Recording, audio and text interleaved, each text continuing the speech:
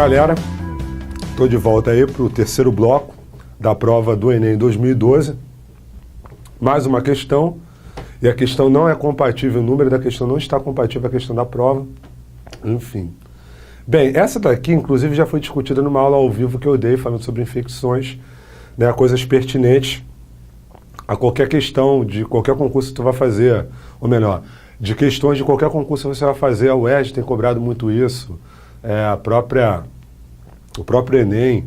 Então, doença é certo de cair, né? Então, se você grava aquelas observações que eu fiz, né? Doença, agente causador, vetor, medida de prevenção, você já tem bastante coisa a ganhar aí, pelo menos 1 ou 2 pontos dentro do contexto de biologia, pelo menos. O UERJ, então, primeira e segunda fase, sempre com uma questãozinha de doença. Vamos lá. Então, antes vamos ler a questão, né? Vamos ler a questão, foi mal, vamos lá. Medidas de saneamento básico são fundamentais para o processo de promoção de saúde e qualidade da vida da população. Muitas vezes a falta de saneamento está relacionada com o aparecimento de várias doenças. Nesse contexto, um paciente dá entrada num pronto atendimento, relatando que há 30 dias teve contato com águas de enchente. Isso é grave.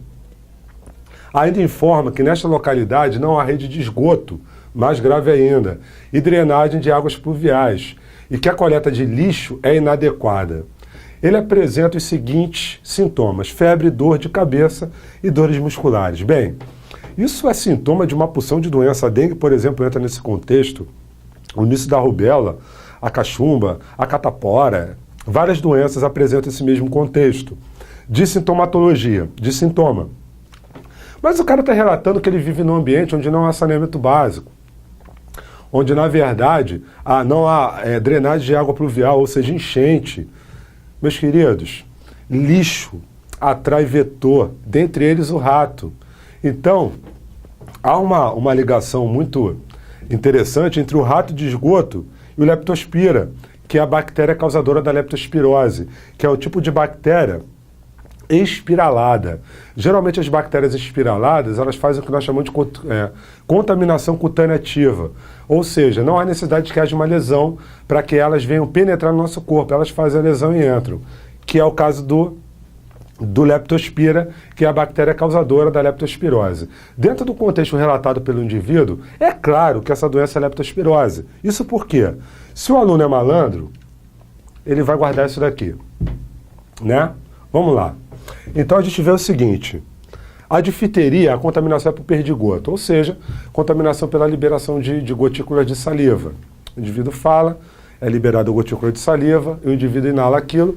De certa forma é um tipo de contaminação pseudo-respiratória. Eu não digo que é respiratória, né, porque perdigoto é uma outra história, gotícula de saliva, mas o contexto respiratório tem a ver com a contaminação. Difteria é uma infecção bacteriana, ok?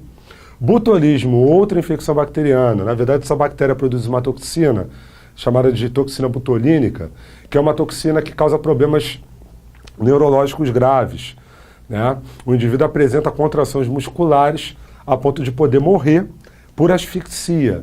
Então, a toxina butolínica, ela causa paralisia muscular. Dá o motivo pelo qual alguns indivíduos utilizam a toxina butolínica para paralisar a musculatura. Aí a mulher usa isso acima do lábio superior e fica com aquela boca de pato, né? Coisa linda que só ela acha, por conta de paralisação da musculatura. Tuberculose, a contaminação, como é no caso da difteria, a tuberculose também é de contaminação por perdigoto, né? Então, não deixa de ser respiratório, já comentei sobre ela. Profissional da área de radiologia, muito cuidado, utilize sempre a máscara. Certa vez uma aluna chegou para mim e falou assim: mas eu utilizando máscara, o paciente vai se sentir discriminado. Na verdade, se ela utilizar a máscara do jeito que é previsto, que ela utiliza a máscara constantemente, nenhum paciente vai ser discriminado, porque todos terão o mesmo tratamento. Então, a partir do momento que você seleciona, aí sim, está tendo discriminação. O indivíduo chama a menina é bonita, o cara acha que a menina não tem nada, né? Não usa máscara. E a menina é portadora do bacilo, né, que é o Mycobacterium tuberculosis, e não sabe. Às vezes nem a menina sabe. Então ela está sem, de repente, todos os sintomas característicos da doença, e o cara inala aquela bactéria e, enfim, acaba desenvolvendo também a tuberculose. Vou contar uma história aqui de uma colega acadêmica de medicina. A gente dava aula no curso juntos, e ela relatou o seguinte: um profissional da área de saúde auxiliar, maqueiro, né, um indivíduo que tem constante contato com o paciente, que hoje nós damos o nome de cliente, como todo profissional da área de saúde. O indivíduo chegou até ela relatando tosse seca, como se fosse uma tosse alérgica, e ela fazendo uma anamnese, fazendo um questionamento, falou: você está tendo febre noturna, febre ao cair da tarde, enfim, sudorese noturna? O cara foi relatando que não. A única coisa que estava incomodando ele era a tosse seca. Com o padrão de sintomas que nós temos dentro da cabeça, a gente avalia que o cara, de repente, está com um processo alérgico. Eu sou extremamente alérgico, então às vezes eu tenho tosse seca. E aí ela falou: então vamos passar um antialérgico. Aí o cara, com uma certa revolta: doutora, pelo amor de Deus, me ajuda, porque terceiro médico que eu passo, passa a mesma medicação e tal. Para desencargo de consciência, a Jo resolveu fazer uma radiografia no indivíduo. O indivíduo foi fazer uma radiografia de tórax, e fazendo a radiografia de tórax, com o resultado, para surpresa da Jo, quando ela nem precisou colocar contra a luz o exame, né, a radiografia, o pulmão do cara estava cheio de buraquinho, né, meio que todo biocado, que é uma gíria que a gente utiliza quando a gente roda peão e machuca o peão do colega. Cheio de buraco. E aí é uma característica de tuberculose, principalmente no ápice do pulmão, tendo em vista que é a área mais oxigenada e a bactéria é uma bactéria aeróbica. Então ela prefere a parte superior do pulmão. Chegando lá, né, ficou assustada, acadêmica, ela chamou uma junta médica, e os médicos, avaliando de cara, determinaram que o indivíduo estava com tuberculose. Agora você veja bem, a única sintomatologia que o indivíduo apresentou da tuberculose foi a tosse seca. Nem ele sabia que ele era tuberculoso. Então, muito cuidado com o indivíduo que trabalha na área de saúde. O indivíduo que trabalha na área de saúde, muito cuidado com o cliente, com o paciente. Se ele está procurando o hospital, é porque ele tem algum problema. E esse problema pode ser contagioso. Não discrimine. Utilize o equipamento de proteção necessário para todos os indivíduos, ok? Então, a tuberculose e contaminação através do perdigoto, embora a área de entrada seja a via aérea, a tuberculose ela pode dar em qualquer lugar do corpo, olho, osso, enfim, preferencialmente pulmão, mas essa bactéria se distribui por todo o corpo e causa infecção em qualquer área do corpo. É claro que, não havendo a contaminação no pulmão, que é uma tuberculose extremamente infecciosa, né, contaminante, em outra área do corpo não necessariamente vai contaminar. Tanto a BCG serve para tuberculose, imunizar contra a tuberculose, quanto para imunizar contra a hanseníase, a lepra. Isso porque, antigamente chamada de lepra, modificou-se o nome pela discriminação do indivíduo leproso. Hoje nós chamamos pelo sobrenome do descobridor, Hansen. Bacilo de Hansen, né? Hanseníase. O bacilo de Hansen como é que pode dizer? Cientificamente errado chamar, homenagear o cara pela descoberta dele. Então, o nome da bactéria vem do gênero Mycobacterium, assim como é a Mycobacterium tuberculose, só que é o Mycobacterium leprae, que também a BCG te protege, tanto para a tuberculose quanto para a hanseníase. A vacinação ela é eficaz em 70%, ou seja, ela te protege de 70% só. Você ainda tem mais 30% de chance de se contaminar, ok? Então, muito cuidado. Leptospirose, contato com urina de rato de esgoto. Isso porque, comumente, a urina de rato de esgoto contém o leptospira, que é o agente causador da leptospirose. Beleza? Para fechar, a meningite, assim como a tuberculose e a difteria, também é de contaminação através do contato com o perdigoto. Meningite meningocócica é uma das piores. As meningites, né, elas podem serem ocasionadas por vírus, por bactérias, por fungos, qualquer agente infeccioso. Mais comumente eu tenho a meningite viral e a bacteriana. Tanto a meningite viral quanto a bacteriana são graves. A bacteriana geralmente é mais grave, geralmente mais letal, onde afeta as 3 meninges que envolvem o sistema nervoso central. De dentro para fora, dura mater, aracnoide e pia mater, ok? A dura mater é a que tem contato falei no sentido errado, de dentro para fora, que tem contato direto com o sistema nervoso central, é a pia mater. No meio, o aracnoide, porque tem uma forma tipo de teia de aranha, e em contato com a estrutura óssea da coluna vertebral e dos ossos do crânio, eu tenho a dura mater, que tem um aspecto de pergaminho, é uma membrana rígida, uma membrana bem resistente.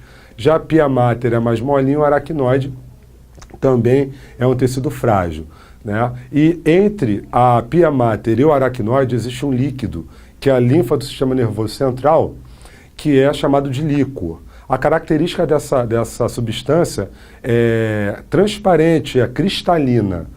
Então, se o indivíduo tiver uma infecção na meninge, seja ela qual for, sejam todas, é fato que o sistema nervoso central vai estar com essa infecção. Então, a linfa do sistema nervoso central se modifica, ela sofre uma modificação de característica. Então, há uma modificação na sua coloração. Então, ela geralmente fica avermelhada por conta de sangue ou amarelada por conta de pus. Isso meio que fecha o diagnóstico de meningite, ok? Então, o indivíduo faz a pulsão de líquor, né? A fura entre uma vértebra e outra, numa região onde há uma cartilagem chamada de intervertebral, né? Para evitar com que haja um impacto entre uma vértebra e outra. Ele perfura essa estrutura, perfura a dura mater, a aracnoide e suga o líquor, né? Nesse caso, o indivíduo, se tiver com o líquor com aspecto diferente do cristalino, o indivíduo de fato está com meningite. E aí o tratamento é mais eficaz, enfim. Mas eficaz não necessariamente é 100% eficaz, né? Porque o indivíduo pode ir a óbito em qualquer momento, porque a meningite de fato é uma doença extremamente grave. Bem, mais uma questão, né, da prova da UERJ, 2012. Se eu falei 2002, me perdoe, é 2012. Então, na verdade, essa questão, ela fala sobre tradução, transcrição, que é um papo que a gente vai bater legal. Como a questão anterior ela foi muito curtinha, dá para a gente fazer isso num bloco só, né, e ganhar tempo com isso. Mas vamos lá discutir sobre essa questão. A gente está falando de transgênico de novo. Estão observando que já é a terceira questão só numa prova que cai sobre questão de modificação genética, estrutural. Então fiquem muito atentos a isso. O milho transgênico é produzido a partir da manipulação do milho original com a transferência para este de um gene de interesse retirado de outro organismo de espécie diferente. Questão meio redundante, tá? Mas ela está querendo dizer o seguinte: eu pego uma pecinha do material genético de algum ser que produza algo que me interessa que aquele milho produza e insiro no material genético do milho, ok? A característica de interesse será manifestada em decorrência de um fenômeno, né, natural. Então, para que haja como é que eu posso dizer, a ação genética, tem que ter isso daqui, ó, da tradução do RNA mensageiro sintetizado a partir do DNA recombinante, ou seja, o DNA novo, o DNA que foi recombinado. O que seria a tradução? A tradução é quando eu utilizo os RNAs produzidos pelo DNA para a formação de um polipeptídeo que pode vir a ser uma proteína, uma enzima e por aí vai. Vamos discutir sobre isso, mas dentro da questão, né? Vamos entrar nessa questão, vamos invadir isso daí. Bem, vamos falar um pouquinho sobre as características que levam à ideia central da questão, né? Da funcionalidade do DNA. Qual é a função do DNA, enfim? Como que ele funciona, o que ele faz? Na verdade, os meus alunos eles costumam achar que o DNA tem uma função muito além do que ele de fato tem. Quando a gente fala que nós somos o que somos graças ao nosso DNA, cor de pele, cor de olho, tamanho, há quem diga até personalidade, né, o que não é comprovado, a gente entende, quando começa a estudar, que na verdade eu vou contar um segredo para vocês, para a maioria vai ser segredo. A única função do nosso querido DNA é determinar a produção das nossas proteínas, ou dos nossos polipeptídeos, ou das nossas enzimas, que são proteínas específicas. Nós somos o que somos graças às proteínas que nós produzimos. É mole? A única função do DNA é essa. Determinar como que serão produzidas nossas proteínas. Exemplo, eu tenho a pele clara, ok? tenho menos melanina do que o indivíduo negro, que tem a pele mais escura, ou o mulato, que tem a pele um pouco mais clara. Bem, a melanina é uma proteína comum que todos os seres da espécie humana produzem. Se não produzem, tem um distúrbio genético, o caso do albinismo. Não há produção de melanina. O cara não tem a coloração da íris, o cara não tem a coloração de cabelo, o cara não tem coloração de pele. O cara não produz melanina e a melanina é, de fato, uma proteína que nos protege, por exemplo, contra a radiação ultravioleta, proveniente do sol.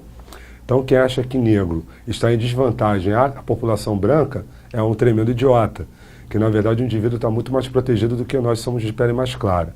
E a gente tenta imitar o negro, né? Geneticamente falando. Toda vez que eu tomo sol branco, e burramente, né, sem o protetor solar, o bloqueador, que no meu caso é o bloqueador, a minha pele ela tende a se proteger. Então, em regiões específicas, eu tenho a formação do que nós chamamos de sarda. Veja bem, não é sarna. Sarna é uma infecção. Sarda. Sardas são essas pintinhas, que quanto mais branca for a pele do indivíduo, maior vai ser a incidência da produção de sarda. Isso por quê? Porque o indivíduo está protegendo a pele, produzindo melanina. Então a gente está imitando a pele do indivíduo de pele mais escura, do negro. Então, na verdade, essa ideia de que negro é inferior a branco é uma ideia extremamente idiota. Cultural, é uma ideia boba, uma ideia, se vocês me permitem, babaca, ok? Racismo é uma ideia extremamente babaca. Bem, resultado. Função do DNA, então, é essa, meus queridos. Produzir que proteína eu tenho? Eu tenho melanina, o negro também tem. Só que o gene dele determina com que haja maior produção de melanina do que a minha, o meu gene. O meu gene determina que minha produção de melanina seja menor. Então, na verdade, nós temos as mesmas proteínas. O que nós temos de diferente é o quanto dessa proteína eu produzo, ok? Se a ação da funcionalidade do meu organismo não é diretamente determinada por uma proteína, a proteína desencadeia um fenômeno que determina com que um elemento, de repente, lipídico, né, ele tenha maior produção. Um exemplo é a testosterona. É um hormônio lipídico. Só que quem estimula a produção da testosterona é um hormônio que vem da hipófise, que, se não me falha a memória, é um hormônio proteico. Enfim, a proteína ela vai estar sempre rodeando, ou ela está determinando a ocorrência de um elemento, de um fator, ou ela está em torno, desencadeando fenômenos para que aquela situação ocorra. Então, meus queridos, nós somos o que somos graças a proteínas que nós produzimos, porque a função do nosso querido DNA nada mais é do que produzir proteína. Só que o nosso DNA, né, ele fica dentro de uma estrutura nuclear. O nosso DNA, ele está inserido dentro de uma estrutura nuclear, dentro da carioteca. Nosso DNA, ele é o chefe da célula, é o que faz a célula se movimentar, é o que faz a célula funcionar em si. A funcionalidade da célula é igual de um ser vivo. A célula respira, a célula ingere, a célula excreta, né? Quando a gente vai falando de estrutura celular, a gente vai bater um papo mais a fundo sobre isso. Com certeza acharemos questões de Enem relacionadas a isso. Bem, como ele fica inserido dentro do nosso querido núcleo, né, no envoltório nuclear, o nosso DNA ele tem que fazer com que a voz que ele, a determinação dele, a ordem dele, seja executada lá fora. Isso porque a estrutura produtora de proteína, que auxilia na produção, na verdade, que é o ribossomo, ele não é uma estrutura intranuclear, ele é uma estrutura intracitoplasmática, uma estrutura intracelular. Está na célula, mas está fora do núcleo. Bem, se o DNA guarda o código, e esse código está no núcleo, e esse código precisa ser identificado lá fora do núcleo, nosso querido DNA vai produzir os seus auxiliares. Quem são os auxiliares do DNA? Os auxiliares do DNA são os RNAs. O DNA produz os RNAs através de um fenômeno chamado de transcrição. Código no DNA. Esse código é transcrito para uma molécula de RNA. E é um RNA mensageiro. O gene, na verdade, é uma porção do DNA responsável por transferir seu código para um RNA mensageiro e esse lá fora, traduzindo essa informação com auxílio de outros tipos de RNAs em polipeptídeo ou proteína ou uma enzima. ok? Então, na verdade, gene é a porção funcional do DNA. É a porção que determina com que haja a codificação para que haja a produção de proteína através dessa codificação, através desse código. E olha que maneiro, o código genético é determinado por 4 letrinhas que se ligam de 4 formas diferentes, né? Então, o código genético é determinado pelas bases nitrogenadas: adenina, timina, guanina e citosina. A adenina obrigatoriamente se liga à timina, e a timina à adenina.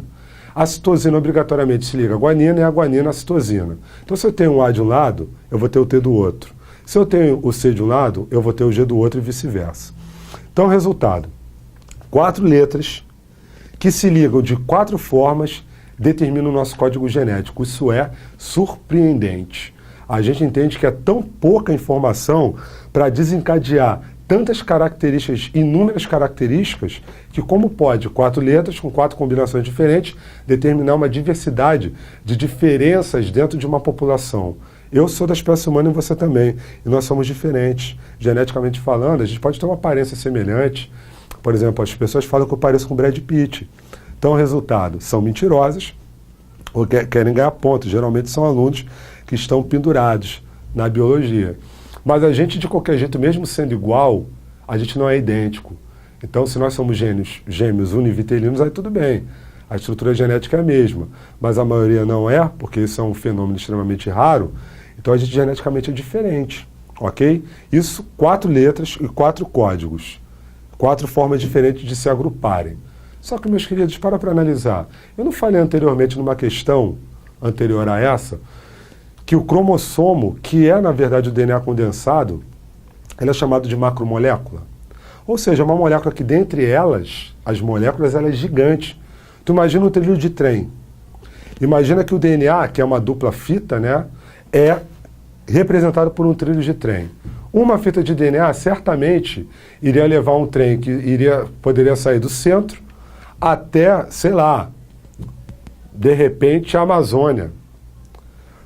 Um trilho gigantesco. Logo, nós entendemos que nós que temos 46 fitas, uma é a cópia, 2 é a cópia, 3 é a cópia, a gente tem uma diversidade de probabilidade de código genético gigante por conta das possibilidades de combinação entre essas 4 letras que se agrupam de 4 formas diferentes, ok? Então, lembrando que nosso código genético é gigantescamente diferente do outro, de um outro indivíduo, porque o nosso código genético, mesmo dos nossos pais, ele está inserido numa molécula chamada de macromolécula, ok? Nós não temos só um DNA, nós temos 46 fitas de DNA. Bom, a transcrição, ela ocorre da seguinte forma. Existe uma enzima chamada de DNA polimerase, que ela vai entrar no segmento do DNA de escolha do próprio DNA e vai abrir a fita de DNA tipo um zíper quebrado. Aquele zíper que não abre nem numa extremidade nem na outra, abre no meio. Resultado, quando a DNA polimerase, que é uma enzima, inclusive proteína produzida também dessa forma, ela abre, um dos lados da fita de DNA vai ser utilizado como fonte para a produção de uma fita de RNA. Ou seja, eu só vou usar um dos lados da fita. Quem decide isso é o DNA. Digamos que um lado da fita esteja AAA.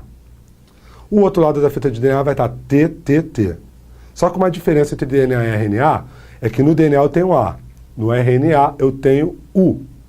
Então a RNA polimerase ela já vai separando o A do T e encaixando nesse A a letra U, a uracila. Uma uracila, 2 uracilas, 3 uracilas. Formou a uracila, um pedacinho da fita de RNA. Essa uracila, se for essa trinca, né, que dá vontade do DNA que ela seja traduzida, ela vai sair da jogada e a fita de DNA se restabelece. A vai se ligar ao T. A, T, T, T. Fechou. Essa fita que saiu do núcleo, que está carregando o código genético transcrito, na verdade escrito de uma outra forma, está carregando o código UUU. A vontade do DNA é AAA, ok? Essa fita vai passar por dentro do ribossomo, vai sair do núcleo, vai passar por dentro do ribossomo, é por isso que o núcleo celular, você já deve ter escutado falar, o envoltório nuclear ele apresenta porosidade. Ele apresenta poros que conecta o intranúcleo ao extranúcleo, conecta a porção nucleoplasmática, que é o plasma do núcleo, a porção citoplasmática, que é o plasma da célula. Então esse RNA mensageiro, carregando esse código UUU, lembrando que o DNA estava falando AAA, a informação foi codificada, foi transcrita, vai sair e vai passar por dentro do RNA ribossômico. Lembrando que o RNA ribossômico é uma estrutura formada por duas subunidades ligadas. Então há um espaço centralizado que vai permitir com que esse UU passe dentro do ribossomo. Não é bem assim que acontece, mas só para vocês entenderem de uma forma simples. Quando o UUU passa por dentro do ribossomo existe mais um tipo de RNA, chamado de RNA ribossômico, e ele que faz a leitura desse código.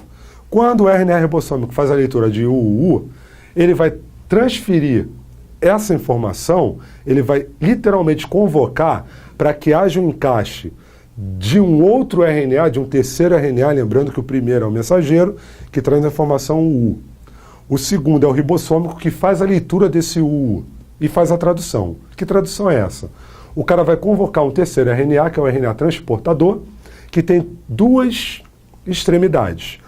Uma das extremidades ele vai estar carregando o que nós chamamos de anticódon. Esse é o código que eu chamo de códon, ok? E o RNA transportador ele vai estar carregando numa extremidade um anticódon. Se aqui é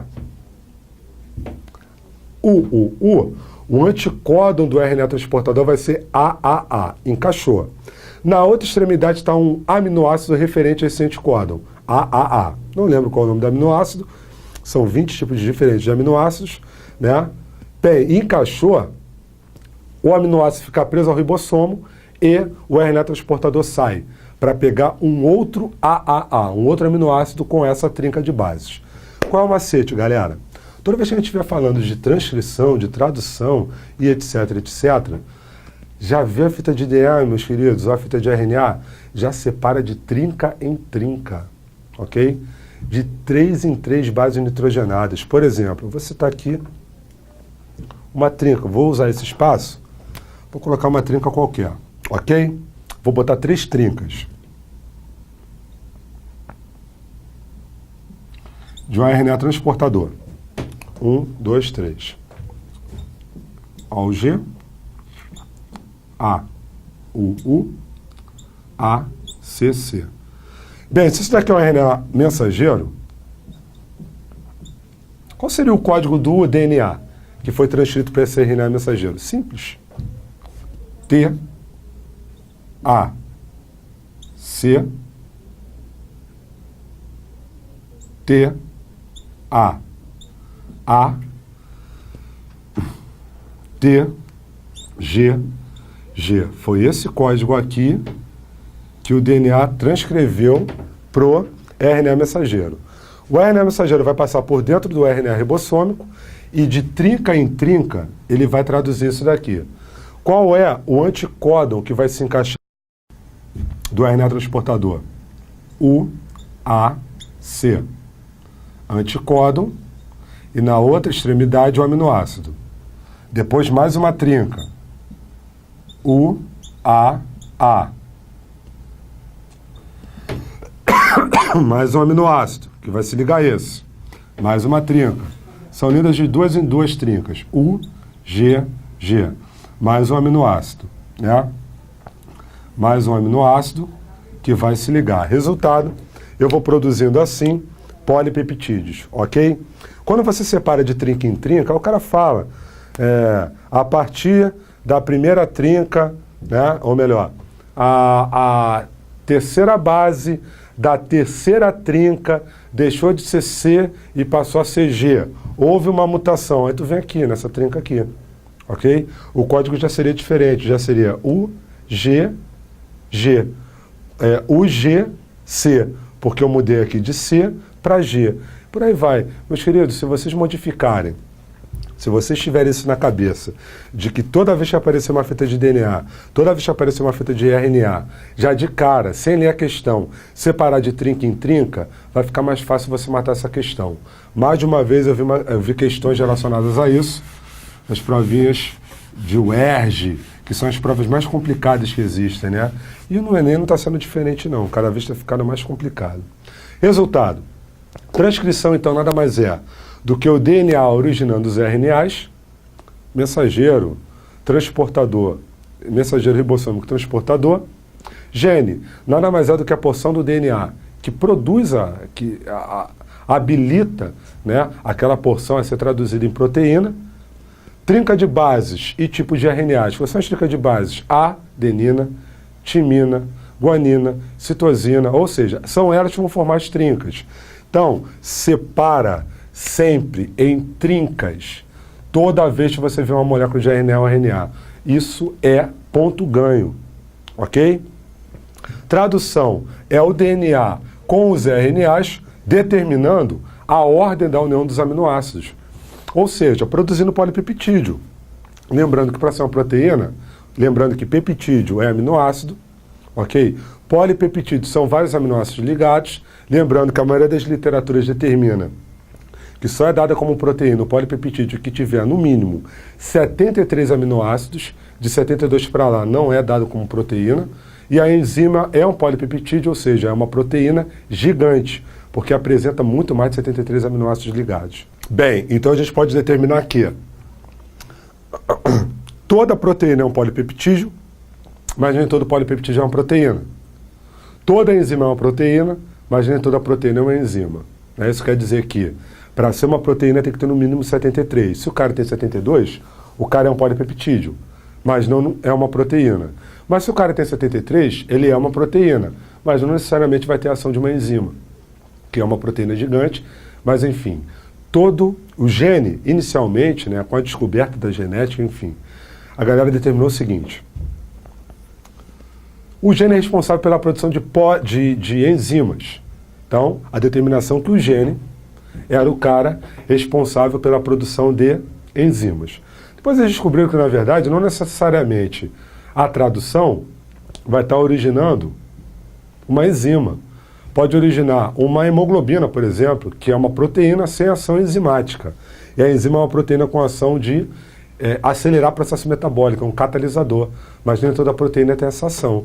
Então eles determinaram o seguinte: todo gene produz, né, o gene tem a responsabilidade de produzir proteína. Só que depois eles chegaram à conclusão que para ser uma proteína tinha um número certo de aminoácidos, estipulado em 73.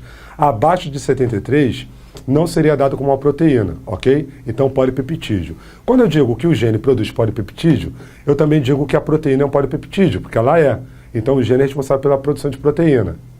E sabendo que a enzima é uma proteína e é um polipeptídeo, o gene também produz a enzima. Então, quando eu digo que o gene produz polipeptídeo, eu englobo a proteína e a enzima dentro desse pacote, ok? Concluímos, então, que toda proteína é um polipeptídeo, mas nem todo polipeptídeo é uma proteína, que toda enzima é uma proteína, logo um polipeptídeo, mas nem toda proteína, que também é um polipeptídeo, tem uma ação enzimática. Beleza, galera? Pela 10ª vez eu falo isso, eu espero que vocês tenham guardado. Bem, galera, mais um tempinho, vamos parar mais um minutinho aí, poder beber uma água. Daqui a pouco eu estou de volta, já vou colocar na próxima questão para vocês ficarem com água na boca, ok? Dá uma olhada nela. Até daqui a pouco, galera.